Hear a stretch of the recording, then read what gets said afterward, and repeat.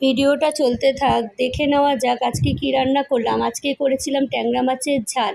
পেঁয়াজ কেটে নিয়েছি, টমেটো কেটে নিয়েছি, লাগছে কাঁচা লঙ্কা। কড়াইতে কালো জিরে ফোড়ন দিয়ে কাঁচা লঙ্কা আর পেঁয়াজ দিয়ে একটু ভাজা ভাজা হলে টমেটোটাও দিয়ে দেবো।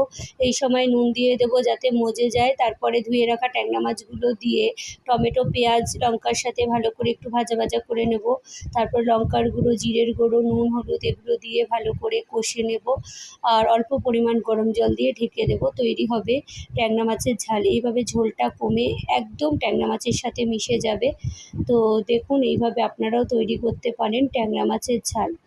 রেসিপিটা দিয়ে দিলাম, ভালো লাগলে অবশ্যই জানাবেন আর সঙ্গে থাকবেন আরও ভিডিও পেতে।